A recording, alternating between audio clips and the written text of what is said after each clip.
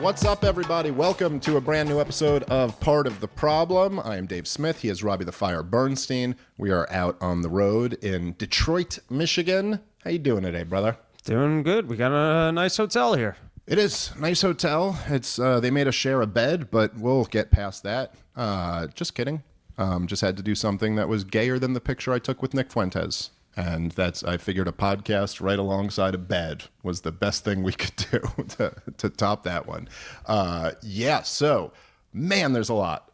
There's a lot to talk about on today's show. And so we wanted to make sure we got this episode done. And then tomorrow, we're going to record like a members-only double show because we missed. And we're in Detroit all weekend, so if you're out here, come on out. Next weekend in Tampa. This Sunday I'm doing Childerberg. Then I'm off to California, and I got a whole bunch of runs. Porchstore.com. Yours is comicdavesmith.com. Any other dates coming up? I think I got the rest of this weekend here in Detroit, next weekend in Tampa, Skankfest in New Orleans, and then we got a one-nighter in Poughkeepsie, and that is the rest of my year. There you go. That is the schedule. All tickets available at Charleston people, give me a porch. They're very stingy with their porches in Charleston. Oh, really? I'm trying to add a Charleston, and none of the fans are coming forward and giving me their lawns. Oh, that truly greedy is. Fans, if you ask me. Truly outrageous. Okay, so I want to start the show just with a few quick thoughts about the last episode, where, of course, I had Nick Fuentes on the show. Look, it's been interesting. The reaction, has been, I think, overwhelmingly positive. But I knew it was going to be a big episode. 20 million views. Well, maybe not quite. We need to reach out to more Nazis and white nationalists because that's where the market is. We've been doing this wrong. Well, there is, I got to say, there's something. So the podcast as of right now, and it's been up, as we're recording this, it's been just over 48 hours since the episode was put out. It's over 1 million views on YouTube and over 1 million views on Twitter, making it by far the biggest episode of Part of the Problem ever. Glad to be a part of it. Yeah, well, sorry, buddy. We'll get you on the next big one. But it is, look, I mean, it demonstrates something.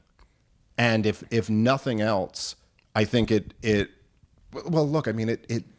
kind of removes the big talking point from like when I had Fuentes on the show 5-6 years ago, where people would say, why are you platforming this guy? And I think it's pretty obvious, like, I'm not platforming this guy. In fact, I think he was platforming me much more so than I was him. And obviously there was the mix of us together, I think, was an interesting dynamic. But look, dude, this kid is just huge at this point. It's unbelievable. And it's a divided country, and it's time for us to come together and forge ties with the LGBTQ.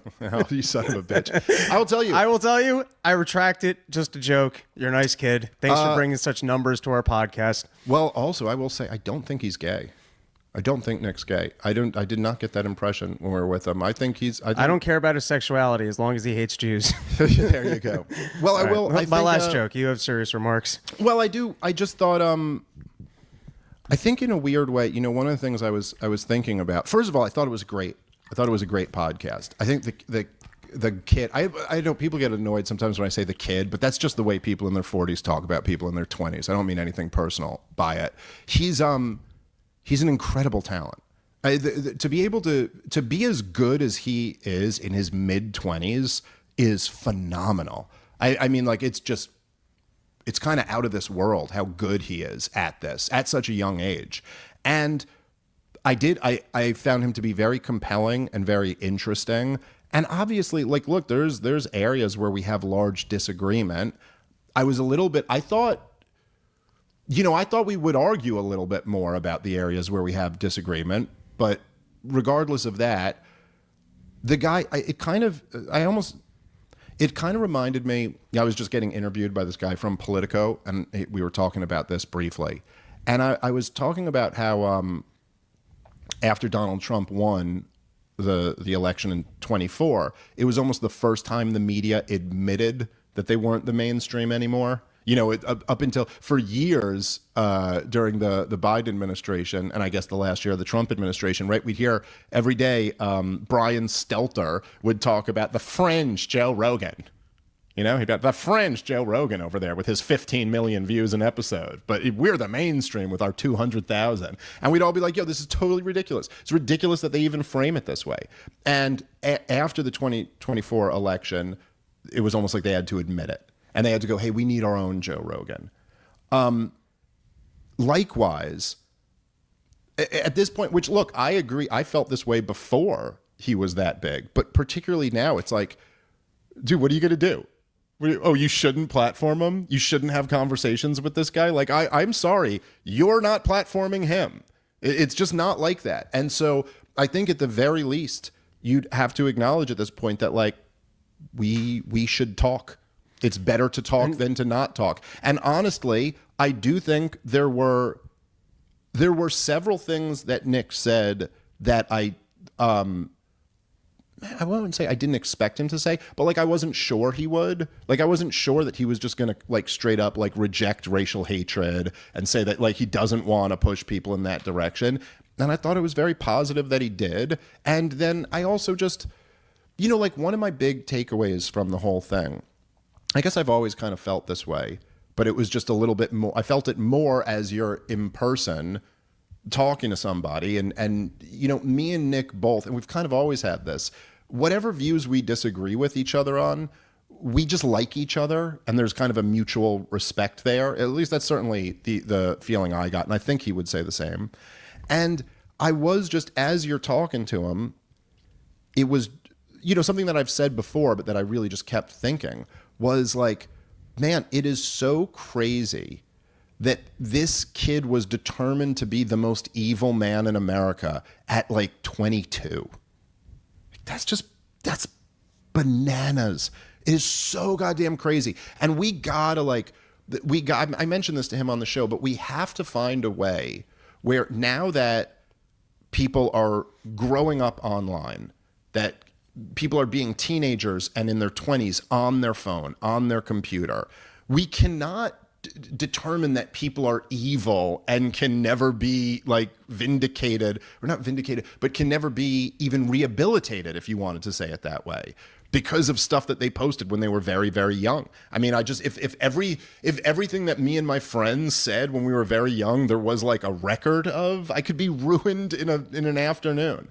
And so I think that's something we got to figure out, and it's necessary, like to move forward. And yeah, I don't know what else to say. I thought it was a great conversation. I think the kid is a phenomenon. As I said before, as I said to him, I hope as he gets older, he pushes more of the Christian stuff and less of the Nazi stuff. That would, I think, be much better. But I also think that probably the spirit of these conversations shouldn't be that I'm here to take Nick down or I'm here to teach Nick something. It should be more like, let me see what I can learn from him, and let me also offer him some ideas that maybe he could learn from. So anyway, I thought it was great, and I hope we do it again, and I have a feeling we will. But anyway, it's going to be interesting. It's been very interesting to see the response, and I'm sure there will be more of that. And the haters should celebrate you as a national hero that you brought the biggest white nationalist in the country on your podcast and had him swear off violence towards minorities. What more can you ask You for? would think that would be a positive thing, right? Or somehow that's a negative thing. But in a way, it's kind of, anybody who does think that's a negative thing, it's kind of revealing of them. It's revealing of their motivations. It's like, I think you actually don't really think this kid is the devil. And I think that you're actually not scared of the movement that he's leading. Because if you were, you'd be thrilled that there's open communication and that he's disavowing violence. And not just violence, but hatred.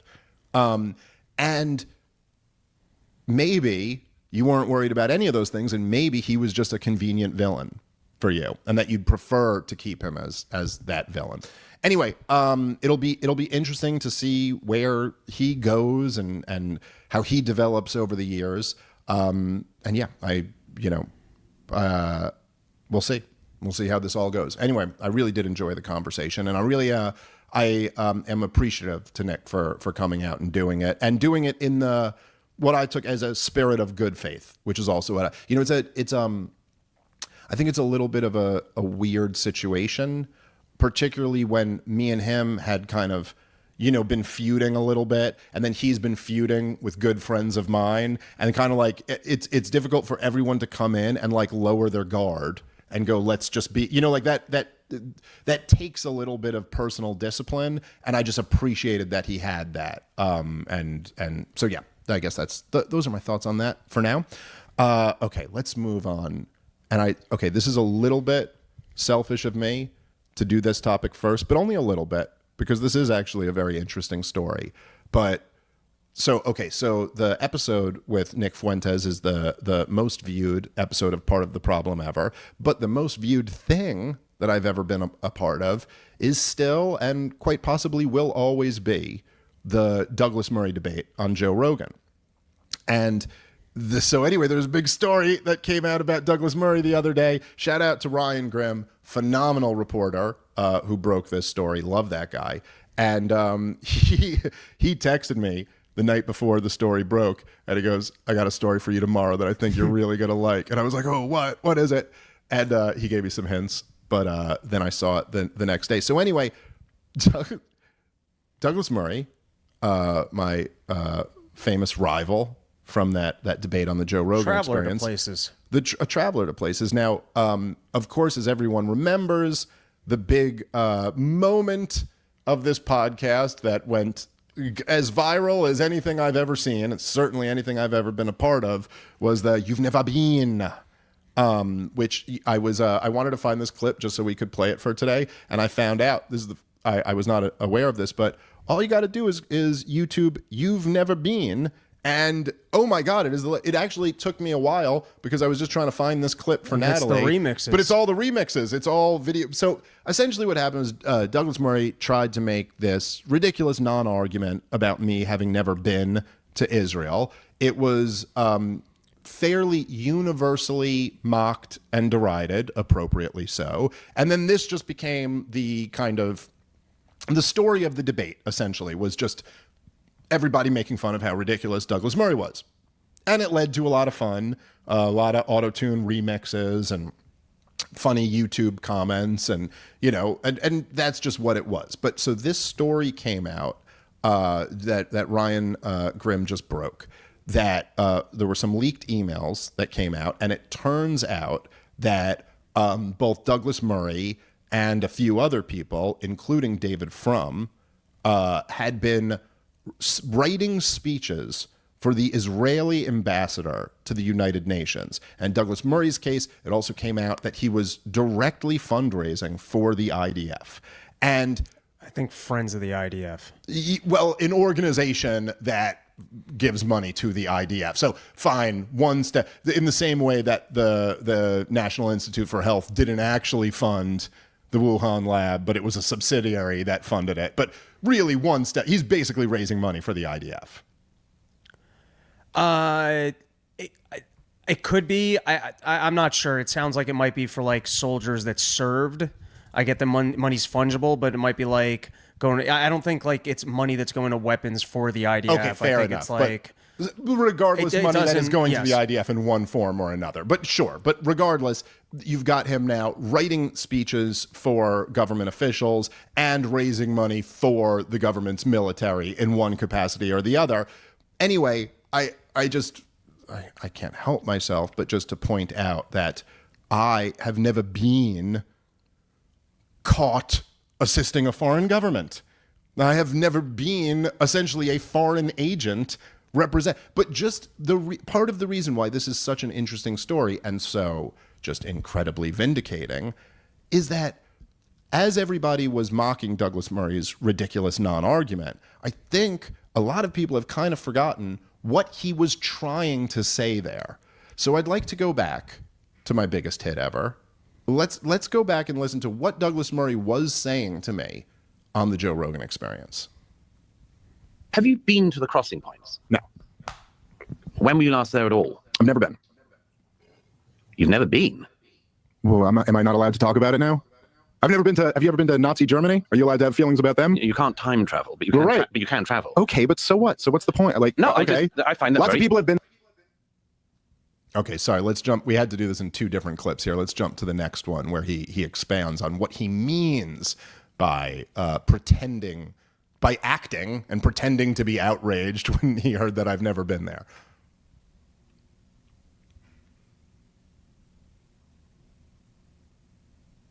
Oh, we got the next one, Natalie. Ah, there we go. I just think this is a non-argument. You don't think? Okay. No, I think it's a non-argument. But if you're an expert, Well, you have to go and touch the ground. To no, be I able to think talk you have about to it? see. I think it's a good idea to see stuff, particularly if you Okay. spend a career talking about something. Yes. I have a journalistic rule of trying never to talk about a country, even in passing, unless I've at least been there.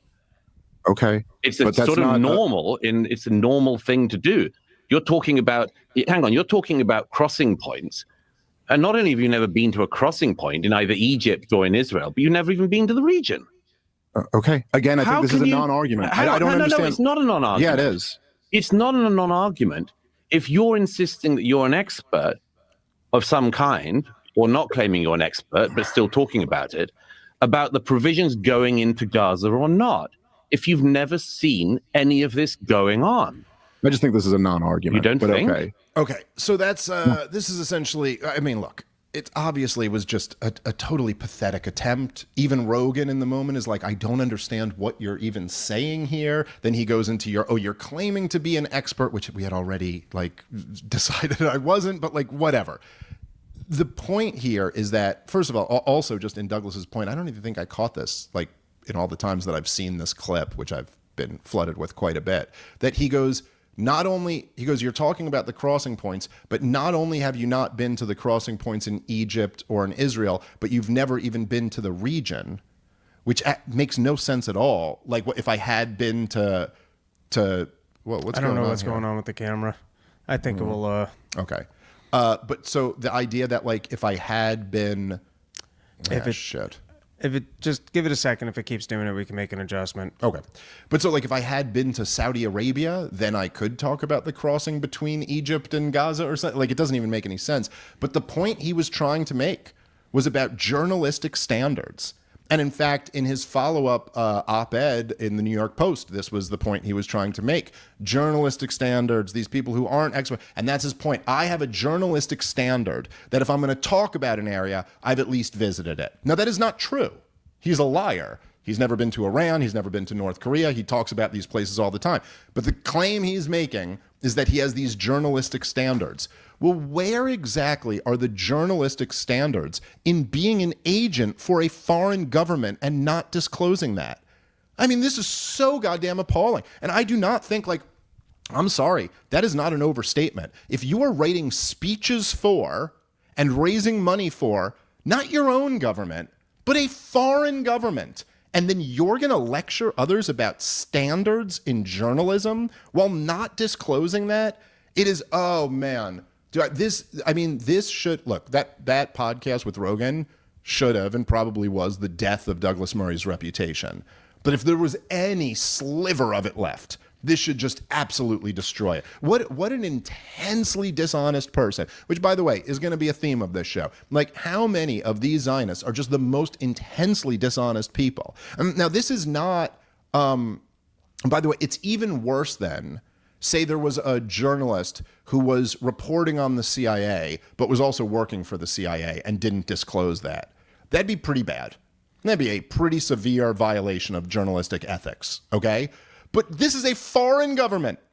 It is so much worse. It is so much worse than serving your own country in some capacity, which would still be pretty bad if you weren't disclosing that. But to sit there talking about the foreign nation which you, sir, are an asset of, an agent of. Douglas Murray is a foreign spy. And he's sitting there talking about journalistic ethics to me. Wow. I think also the words to the ambassador is essentially helping them craft the propaganda. I believe it went back to 2012 and speaking out against the divestment. But he's literally helping craft Israeli propaganda. And now this is from a single hack. That's a breadcrumb. That's not the totality of the story of Douglas's Murray relationship with Israel. But if you're taking the time to go, hey, I've got some expertise in journalism, let me help you guys try and craft your propaganda message, and then you're out in the public space now, pretty clearly trying to advocate for one side, My guess is that there's more of a relationship there and more of a payday there than just, hey, I'm friendly with the ambassador. Let me try and help you here and craft some of the message. Yeah. Well, the fact that Douglas Murray wouldn't go, well, look, I present myself as a journalist, even though I'm totally on your side. I can't be writing your speeches for you because, like, you're a foreign government. I'm a British citizen. I can't be writing speeches for a foreign government. No, does it. And no need to disclose it. So save me this load of bullshit about your journalistic integrity and the ethics of being a reporter and how these podcasters just don't have the same standards that we have. What standards are those? Now, Dave, have you ever met the ambassador? Like, you've never met him? How can you comment? And look, like part of the reason why Douglas was so rightfully universally mocked and ridiculed for taking this line or taking this approach with me was, well, number one, it's a ridiculous non-argument, right? Like, you could have never been to a place and still be correct about it. You can learn a lot from books, as it turns out. Turns out there's like all of these really brilliant people, and they've collected their thoughts in written word and then bound them together on pieces of paper, and they sell them. You can purchase them and read them and learn lots of things. And just because someone's been there, you could be wrong about that. Like, a Chinese citizen could tell me that 75 volcanoes are erupting in China right now, and I could be like, no, that's not true. And even though I've never been there, I could be right and he could be wrong. So the argument itself was stupid. But part of the reason why people mocked him so much for it was that he was clearly acting. Like, he wasn't really shocked that I said that. And then he goes, you've never been. Like, he did this dramatic performance. So people were responding to the dishonesty, in a sense, is what I mean. But think about the level of dishonesty that has now been revealed. That not only, yeah, you've been because you work for them. You go, I've been there. Yeah, you're a foreign spy. I'm sorry, you're a foreign spy, in effect. You are working for a foreign government as you publicly advocate for them and don't disclose that you're working for them. So, just again, like, one of my big takeaways with whether it's Chris Cuomo or Douglas Murray, it's like one of my big takeaways, Josh Hammer, who we're going to talk about in a second, the level of dishonesty, how comfortable these people are just telling a bold-faced lie is truly remarkable. And man, I am thrilled that they're all getting exposed. Man, do they deserve this. Okay, so the other one here, which isn't as personal to me, but is probably even more relevant, is David Frum. David Frum getting busted here. Okay, now David Frum also essentially was doing the same thing, given the Israeli ambassador draft speeches. Then David Frum is also, who's working at the Atlantic right now. Also, in a separate email, they had him asking for an interview with the same ambassador who he's writing speeches for. I'll give you a nice interview. I'll make sure you look good. Well, I'll re-edit your responses if I didn't think you were slick enough. I mean, I don't think it needs to be said, I'll make you look good, when you're literally writing speeches for the man. How about we'll do a written interview? I'll write your part, and then you can just sign off on it. Yeah, right. Yeah, exactly. I mean, it really is like, and to all of the people in the old guard, in the legacy media, who are constantly decrying the lack of journalistic standards in the podcast scene. I mean, how can you defend this? The Atlantic should be forced to issue an apology like the New York Times was after they sold the war in Iraq based off lies. They should apologize like they had to for all those Judith Miller pieces that she ran with her source. Her source was Chalabi. It's just so funny. Her source was an Iranian spy who convinced all of the Israeli spies to go overthrow Saddam Hussein. But it is just, man, it's really something. And so if people who don't know, David Frum is not some peripheral character. David Frum was the head speechwriter for George W. Bush, an arch neocon. Okay, he is the one. Now, I don't double check me on this. I'm 90% sure I'm right about this. But he is the one who came up with Axis of Evil. after 9/11. He was the one writing all those George W. Bush WMD speeches. So if you're the ambassador and you're looking for good propaganda, he's the guy to talk to. Yeah, exactly. He can craft the good stuff. But think about all of this, where in the context of the argument about like the Israeli role in U.S. foreign policy or is Israeli influence over the United States of America, when you think about how close the connection there is. The guy who sold the war in Iraq, the guy who coined Axis of Evil, the guy who wrote the weapons of mass destruction speech, also happens to be an Israeli spy, also happens to be working for Israel.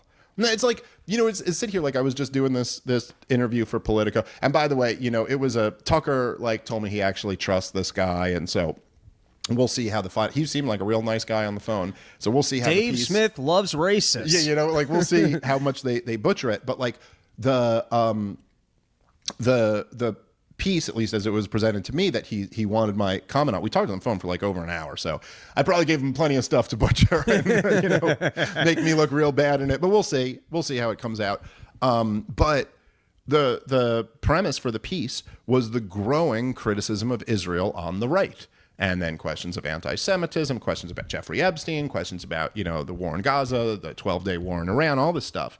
And it's like the question that everybody's asking is like, well, why is this growing criticism of Israel? And it's like, look at that.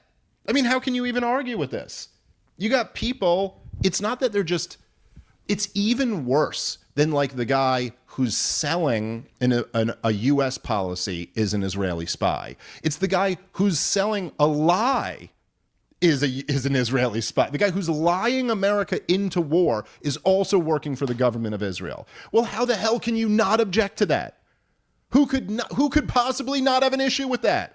And then people will turn around and go like, well, why is this Nick Fuentes kid getting so popular? Like, why is Dave Smith growing so much? And why would we not? How would we not? How would the people who are calling this out not grow in popularity, and the people defending this not have their trust evaporate? Seems impossible. So, fair points. Yeah. Looking forward to the Politico piece and what they actually took from you. Yeah, me too. I'll be interested to see that. But, it's a weird thing because the dynamics are changing so much that it was like, who cares? Take that, run a hit piece. Like, even if you're going to, okay, then I'll just correct the record to a much larger audience. Far-right nationalism grows so far, even Jews are now anti-Semitic. And we spoke to podcaster Dave Smith, who is leading the cause online. Well, it was, I'll be interested. I have a feeling, maybe I'm just being naive about this. I don't think it's going to be a hit piece like that, though. But we'll see. I could be wrong. All right, let's talk a bit about the other... okay, there's two other stories that we gotta at least spend some time on here. And so let's first talk about the ceasefire. Not Josh Hammer first? Let's do the ceasefire and then we'll do the Charlie Kirk, Josh Hammer stuff. Okay. Let's go. So essentially there is a ceasefire that has been agreed to by both sides. This was kind of, picking up off what we had been talking about a couple episodes ago, where, and I will be the first to admit, as I did a couple episodes ago, that I was surprised by the way this went down. I thought, and I still think, that this was the plan from Netanyahu's perspective, was to put poison pills in the agreement, have Hamas not accept it, and then go, see, look, we offered peace, and go right back to the war. It does seem like the variable that changed in there was Trump. Trump did not, Trump had said Hamas has to accept this deal as is, or we will unleash hell. Hamas did not accept the deal as is. They countered with what was a pretty reasonable counter proposal. And Donald Trump jumped on it and said, okay, they're ready for peace, and seems to have pressured Netanyahu into accepting this. Now, who knows? Who knows what's going to happen here? It's quite likely that this ceasefire will be violated and by either Israel or Hamas, and we'll be right back to square one. But for the moment, there is a ceasefire in place. This ceasefire is supposed to facilitate very immediately the release of the remaining hostages, an increase in aid going into Gaza, a pause in the killing in Gaza, and then we will work out, as Hamas gives over power to what they say another Palestinian group, and Israel retreats to an agreed upon position in Hamas. So it's not exactly what Hamas wanted. It's not exactly what Benjamin Netanyahu wanted, which is the sign of a good negotiation, right? A good deal usually means neither side is getting exactly what they want, but they're getting something they can live with. Now, who knows what's going to happen in that part, but if we get the first immediate part of this, which is the hostages are released and additional aid comes in and the dying stops for the moment, well, hey, that is really fantastic. That is really, really great, and everybody should be happy about that. Even everybody who's not getting everything that they wanted should be very happy about that, and that's certainly much better than that not happening. So that's kind of like where I'm at with this. I think it's great, but we should be cautious in our optimism. I don't know if you have any other thoughts on that. Seems like a win for now, and I would be surprised if Hamas reneged on releasing the hostages, as Israel is pulling back from its position. But you've got big variables on the table, the biggest being whether or not Hamas is actually going to disarm and give up power in the region to some other entity. And then you got the whole other, what kind of investments actually coming into the area and what does that look like? But I think the biggest obstacle for moving forward is going to be, does Hamas actually disarm and give up power in the region? But for now, seems like Trump got the hostages out and has created an actual ceasefire. And, maybe the Israelis will actually adhere to it. And perhaps perhaps Trump has a good win here for peace. Yeah. But there still seems to be a lot to work out. Yeah, no, I think that's right. I think it's wait and see is kind of the only reasonable thing here, and the devil will be in the details, and we'll see how this works.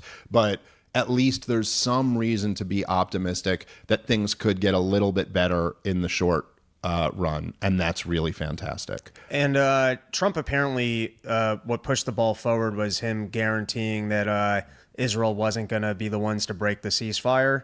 Which, if that's true, and that's very on the record, it will be interesting if Trump is actually more aggressive towards Netanyahu of we can't have this there anymore. Yeah. Well, that will... And there was definitely the moment where he told Netanyahu to quit being so fucking negative. Yes. That's for sure. And it does, again, it'll be interesting. It'll be interesting to see how this actually develops. And is it the case that Smotrich and Katz and Netanyahu and all these guys just lose and don't get the ethnic cleansing they want, or don't get the annexation or occupation that they wanted? Is that? It's certainly not obvious right now. And from everything I'm seeing, it doesn't seem like the residents of Gaza are upset about the war being over, because they wanted to continue being human shields and take advantage of this opportunity that everyone's upset with Israel. So yeah. Yeah. No, I don't think so quite at all. I wanted to read this because I thought this was kind of interesting. There's Coleman Hughes, who I just debated recently. And I was destroyed, according to the people who thought I was destroyed by Douglas Murray as well. But anyway, so he posted this on Twitter. Was this today? He posted, "Pure joy in the air." Are you sure that this is actual evidence of his opinion? I know it's written and you're reading it, but... Well, yeah, I mean, who knows? No, I have actually seen the tweet, and so therefore it's legit. Oh, okay. It's legit. It's not hearsay then. I got you. I'm learning here.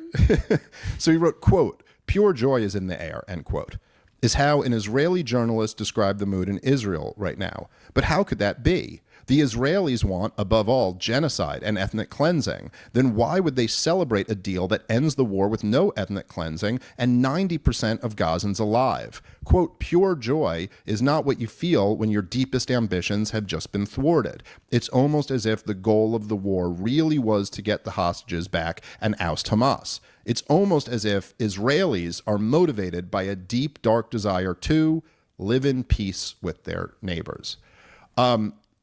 A few things on there. Oh, go ahead. Just off the bat, there's a term, mowing the grass, which I've heard from the Israelis quite a few times. Mowing the lawn, mowing the grass. Yeah, which is essentially every once in a while you got to go in there and you got to kill a whole bunch of people to kind of keep them in line and keep them in check. And so they do have a stated objective of doing that, and they certainly accomplished that here. Maybe there are some that actually wanted a full... Listen, the word genocide is just too academic for me. I'm simple-minded and like just, hey, there's civilians over there and you're killing them. Let's not be killing civilians.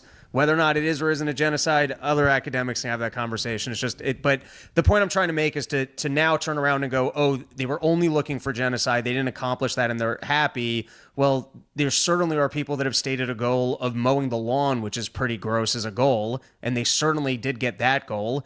And maybe at the moment, not everyone who, like, Netanyahu might be upset that he's not actually able to totally ethnically cleanse the region. And it might be something that he can't verbalize right now of, man, Donald Trump really got in the way of me accomplishing my goal of completing a genocide. Well, look, good luck. So good luck getting on the news and saying that. Dude, there's so, again, and this is, I think, a major part of the reason why Israel has lost this PR battle so badly. And it's like, when you look at the numbers, dude, like I saw one poll the other day that said it was pre October 7th. Who do you sympathize with more, the Israelis or the Palestinians? And it was plus 48 for Israel.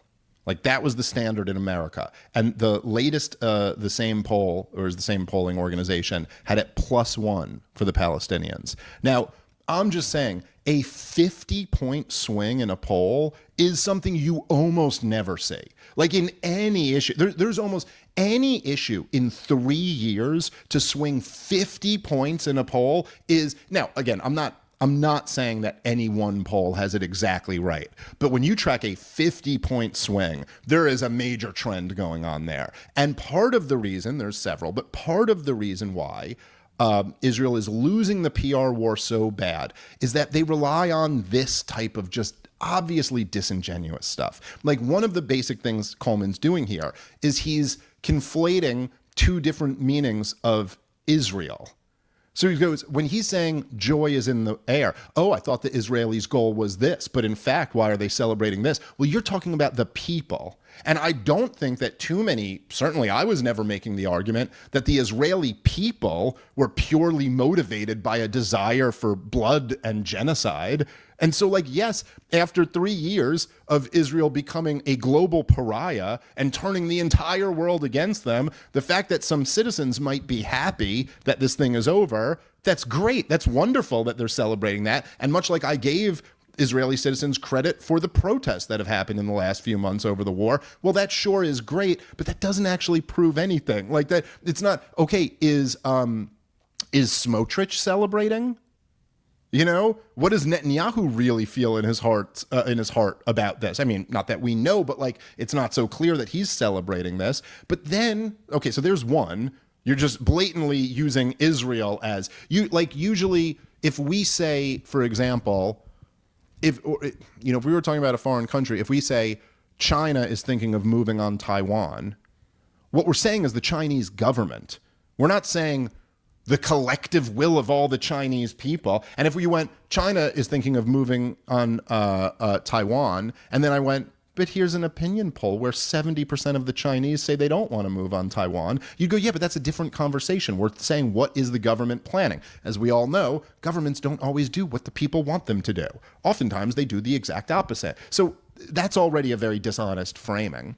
But on top of that, it's like, if somebody, look, Israel is a dependent state. They are dependent on the US and other Western governments. And so if pressure was put on them to stop doing what they're doing, that doesn't prove that that's not what they wanted to do.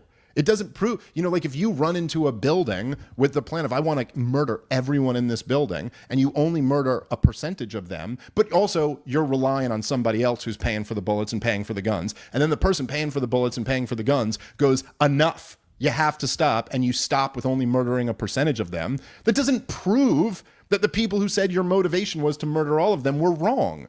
And also, by the way, the claim wasn't really ever made that Israel wanted to murder all of them. I think Israel wanted their land. They wanted them gone, right? And so murdering a bunch and then ethnically cleansing the rest. Again, this isn't something we're guessing. We're saying people at the highest level of the Israeli government have said that this is their goal. Okay, So then there's that. But I got to say, there's something particularly, at least to me, about the framing of, he goes, if the Israelis wanted, above all, genocide and ethnic cleansing, then why would they celebrate a deal that ends the war with no ethnic cleansing and 97% of Gazans alive? Like, that is a very convenient way to describe murdering 3% of a population. 97% alive.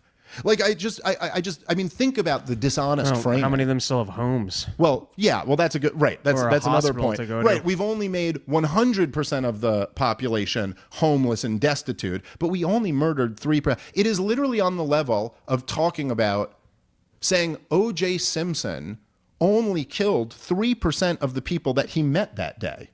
Like, wait, what? What a nice guy. Yeah, we tend to focus on the people you did kill, not the people you didn't kill. By the way, we don't know that it was 3%, and we will probably get a lot more information about this in the coming months and the coming years. But we have no idea exactly what percentage of that. You know, like, it's so funny that for a while, the Israeli argument, the pro-Israeli argument, relied on saying, you can't trust the numbers.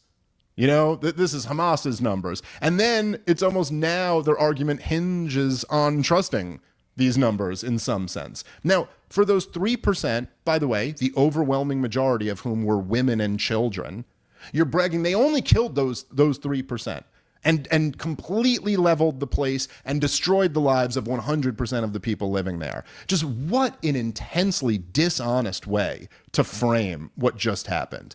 Look, they're also, for whatever reason, because they're so desperate to try to get a win, to try to get something that makes the other side look bad so they can save face a little bit, which they are not going to do. They are going to be remembered in history as the people who defended this goddamn destruction of a captive people.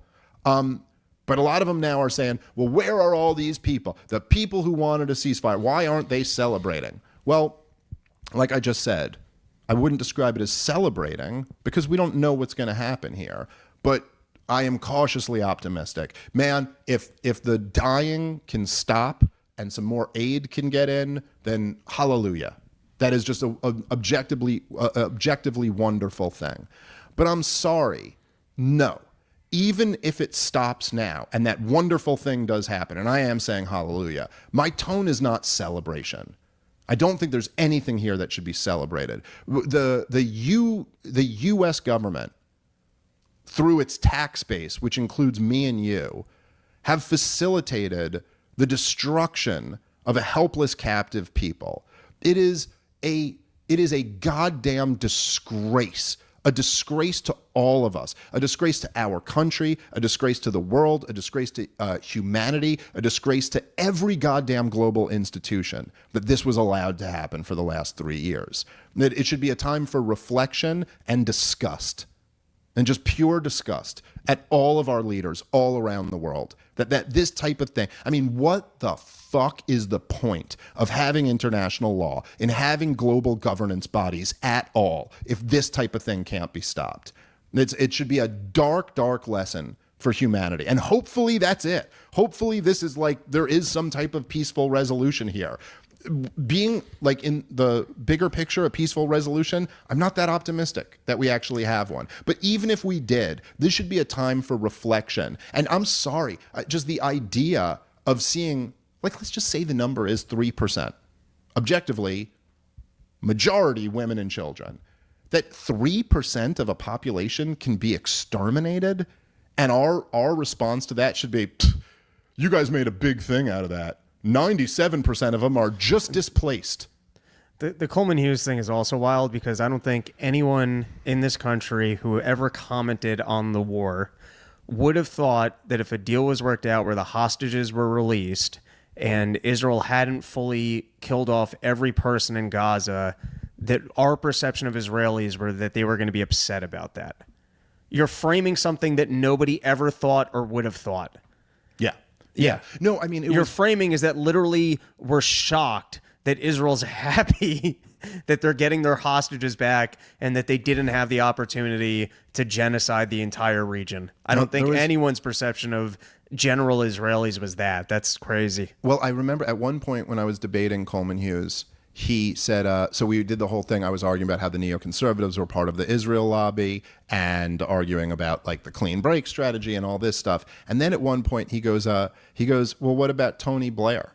Like, why did Tony Blair get so on board and send troops and back George W. Bush? And I was like, well, I don't really know enough about like the motivations of Tony Blair, but I would, my guess would be that in the wake of 9/11, he made a political decision to be all in with the George W. Bush administration, and that he viewed that as, like that was his political calculation at the time. And then Coleman goes, but how does that fit in with your narrative of Israel?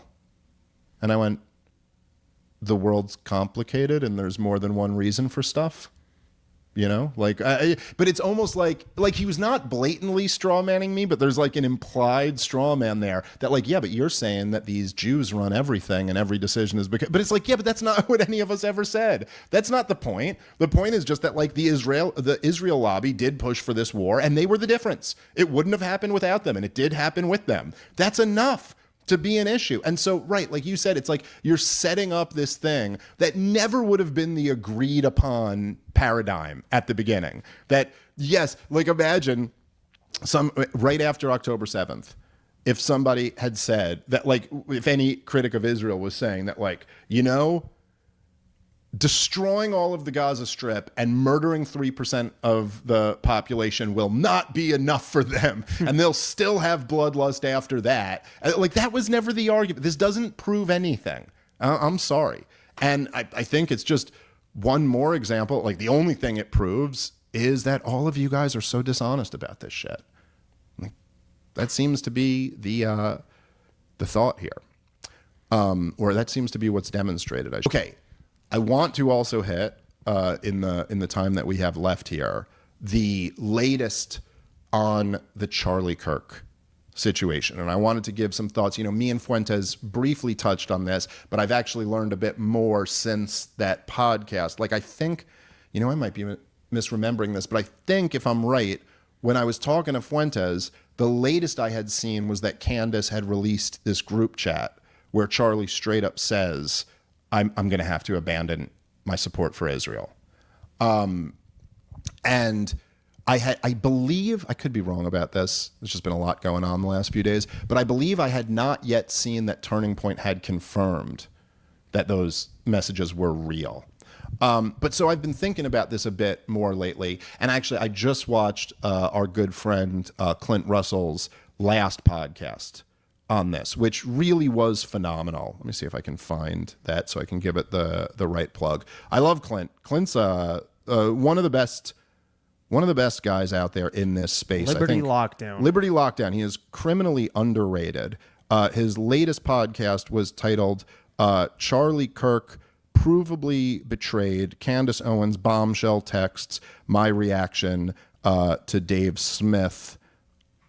My reaction to Dave Smith and Nick Fuentes. It's a not that long of a podcast. It's a little over 40 minutes. But I thought it was really excellent.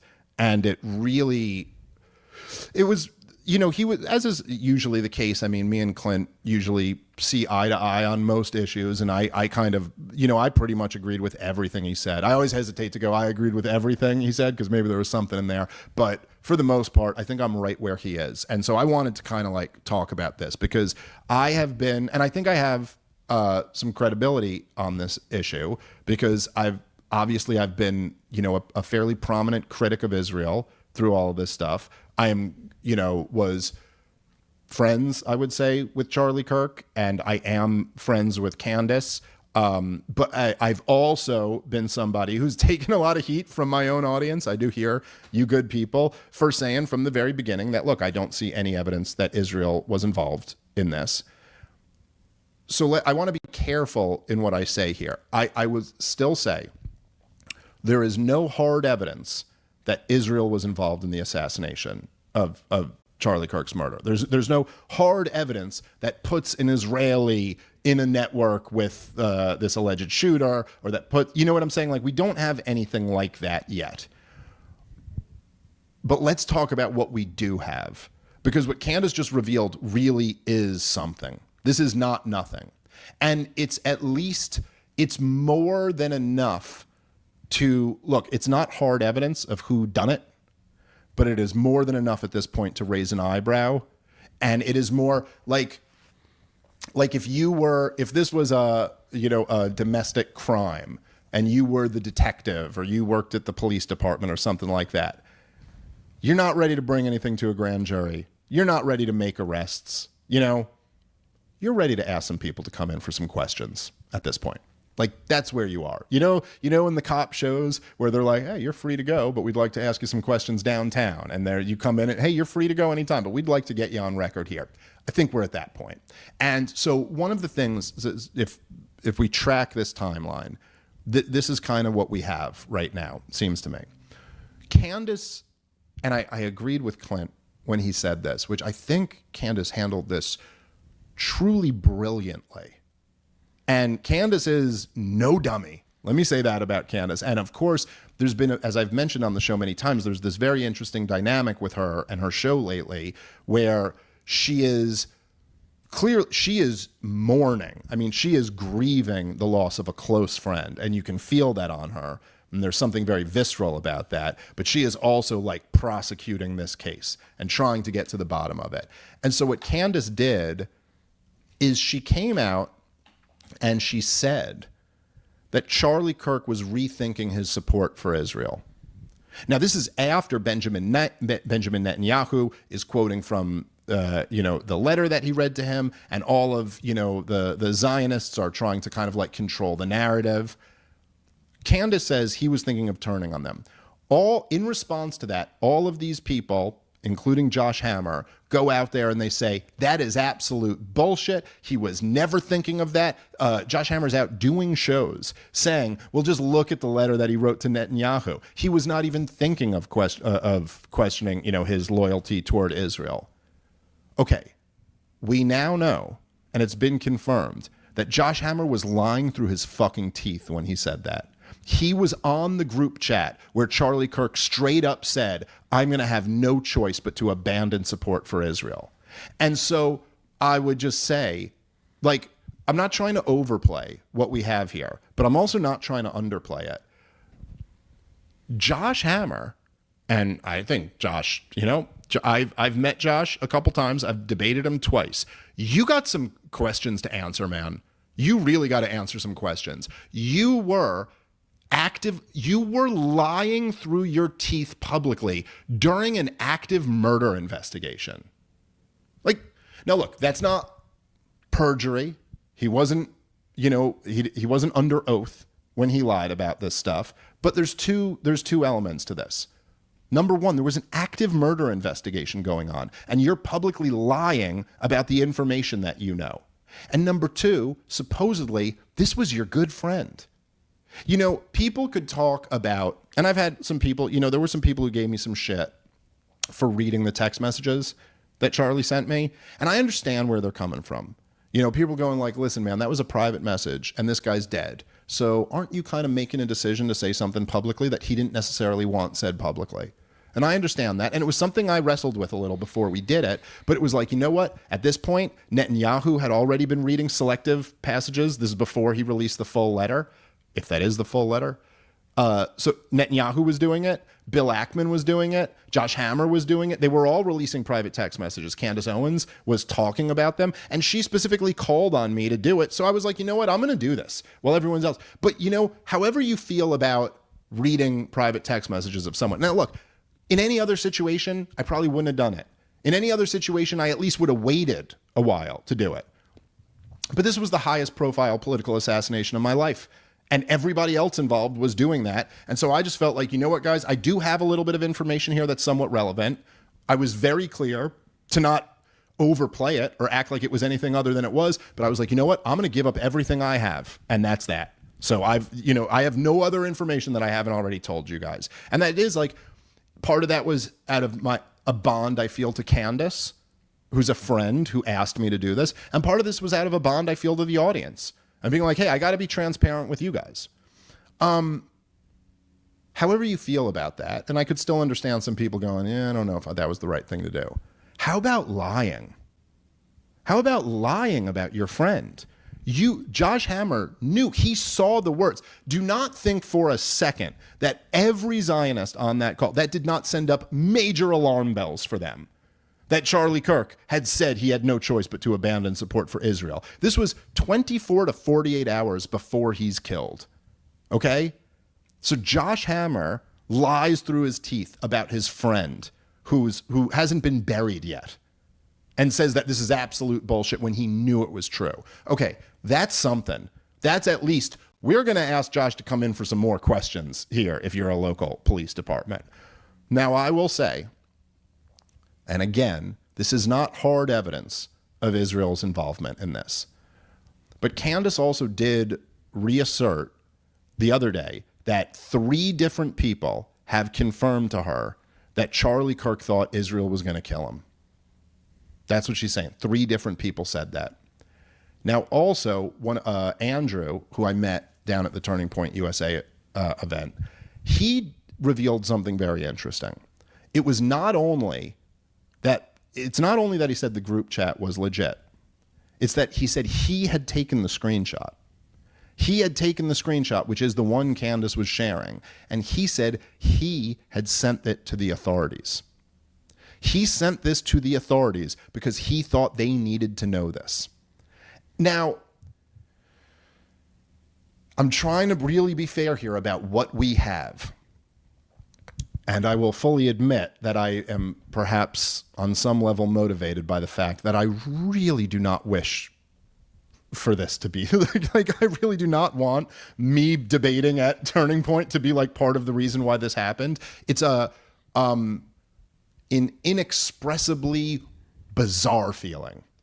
But if what we have right now is that multiple people are saying that Charlie Kirk was worried that Israel would kill him for abandoning support with them, and that 24 to 48 hours before his death, he said, I'm turning on Israel. I'm not supporting him anymore. And then all the pro-Israel people around him lied through their fucking teeth about that before he was even buried.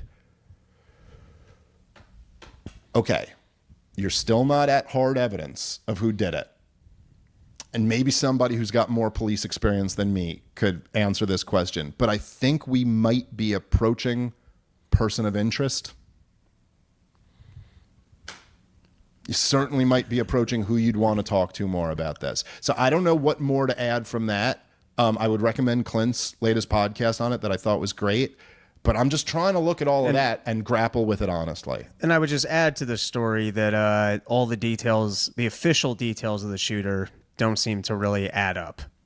And there seems to be some oddities. And then just I had one other takeaway on the Josh Hammer thing, because this actually caught my eye a little bit more, because I guess this whole whodunit thing it's all, firstly, just ADD of me. At first, I was annoyed with Candace because I was like, you're yelling at everyone to show your receipts and you're not showing your receipts. This seems contradictory, but I guess it was well played because you caught some people in traps. So, well, that's all I'm saying is that, look, as Clint put it, Candace doesn't have subpoena power.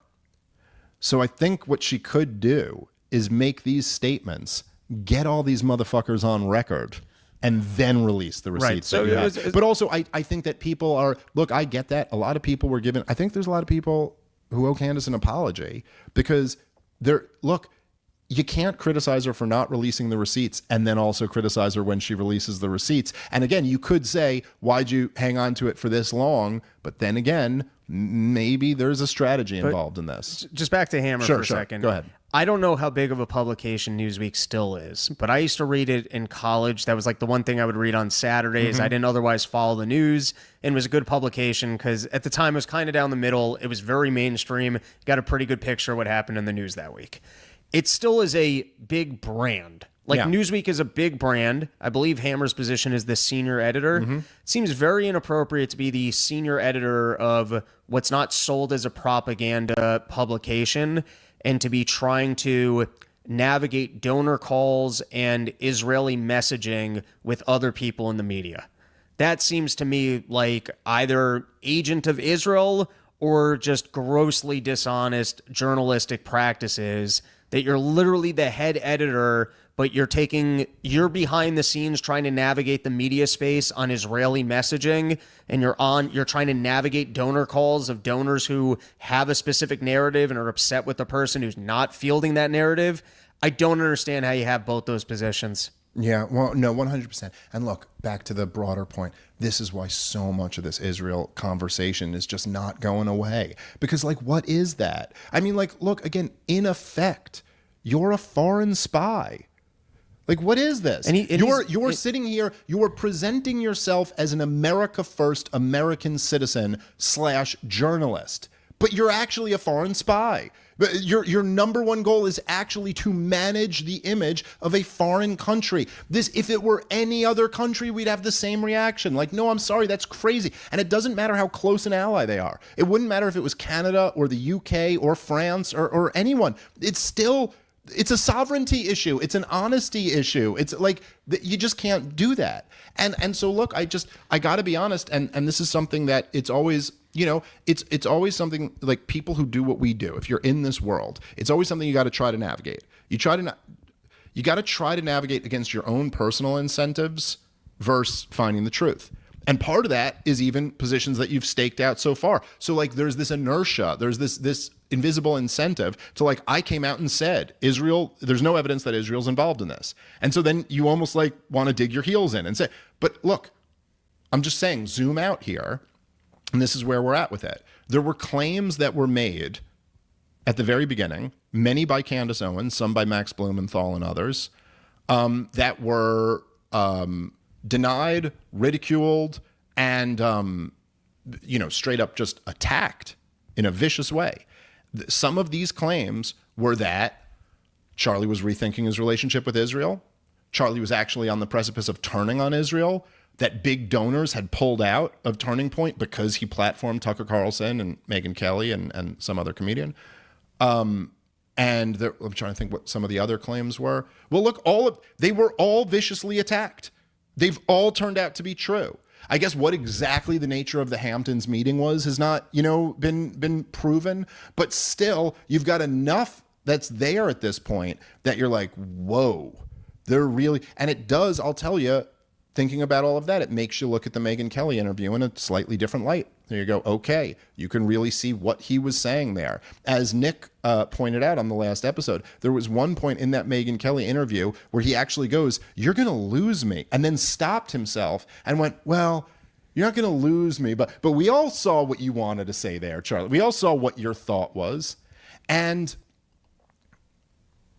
I guess in addition to that, my one other and this is a pettier, not as relevant thing, but like, dude, I re-listened back to an interview that Josh Hammer had given right after Charlie's death, where he was talking about how Charlie would come to him to ask for help with messaging and talking points and stuff. And he's making this claim after our debate.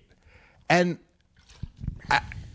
I mean, look, I'm just saying, it does seem a little bit strange to me that Charlie would be going to Josh Hammer after getting fucking spanked. Like, really? That's the guy you're looking back to how to win over this crowd? The guy who just got destroyed in front of this crowd? I guess Netanyahu's nephew. You got to check in with your handler. Right? I mean, I'm sorry, there's just something about that is a little bit too much. It's just like, and as I've told you before with my personal interactions with Josh Hammer, like, the dude's a liar. And he clearly is caught here lying, and he's trying to double down now and say that Candace is out of her mind. But, now look, I'm not going to try to make too much out of the fact that he retweeted a thing about public executions the day before Charlie Kirk got killed. I mean, yeah, that sure is weird, but again, it's not hard evidence of anything. It is an eyebrow raiser, for sure. It is something that makes you wonder.